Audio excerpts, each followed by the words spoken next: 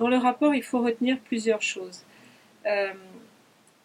C'est toutes les conséquences qui ont été vécues à partir de cette politique-là.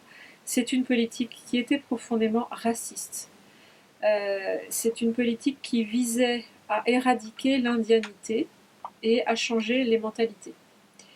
Et que les pensionnats aient commencé au XIXe siècle ou en 1950, même si la philosophie éducationnelle des années 1950 et 1960 était différente de celle des années 1890, il y a une chose qui est frappante, c'est que les résultats sont tout aussi désastreux. C'est-à-dire que même si certaines écoles créées beaucoup plus tard refusaient par exemple des châtiments corporels ou autres, les gamins sont quand même sortis traumatisés. Pourquoi ? Parce qu'ils avaient été séparés de leurs parents, et je ne dis pas uniquement de leurs parents, mais de toute leur parenté, puisque d'autant plus les enfants étaient dans les pensionnats, ils vivaient par tranche d'âge. Donc même les frères et sœurs ne se voyaient pas, et les filles étaient séparées des garçons. Ils n'ont pas reçu les savoirs et savoir-faire que leurs parents auraient pu leur transmettre.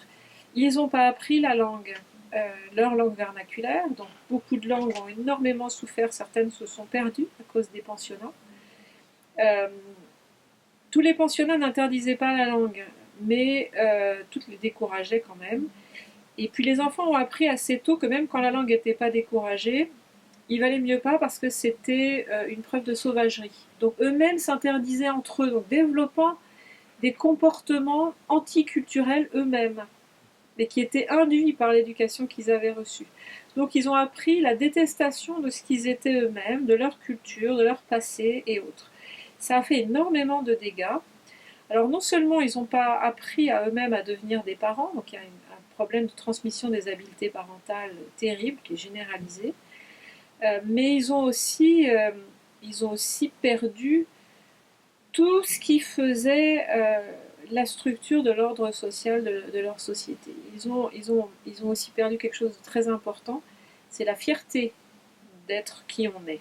Et c'est un combat incroyable et terrible qu'ils font depuis très longtemps, particulièrement depuis les années 70, où ils ont décidé que l'éducation, avec la Fraternité indienne du Canada, qui est devenue l'Assemblée des Premières Nations, que l'éducation allait devenir leur cheval de bataille, l'endroit sur lequel il fallait vraiment miser pour récupérer cette fierté-là.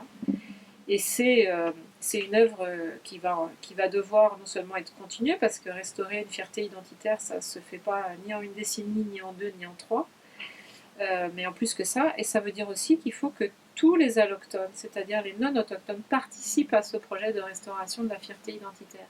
Parce que c'est pas uniquement eux qui ont appris à se détester eux-mêmes, c'est aussi les allochtones qui leur ont appris à se détester. Donc ce processus-là, il doit venir des deux côtés. Il faut voir aussi que l'attitude envers les autochtones se voit particulièrement avec l'épisode des pensionnats, mais était très généralisée. À une époque, il y avait énormément de cas de tuberculose chez les autochtones, et ils étaient souvent envoyés dans des sanatoriums. Et ces sanatoriums n'étaient pas toujours à côté de la maison, loin de là. Donc j'ai lu dans les témoignages de missionnaires que, par exemple, tel parent se demande ce qu'est devenu leur enfant, personne ne leur en a parlé et autres, le missionnaire se renseigne, il apprend que l'enfant est mort 2 ans avant.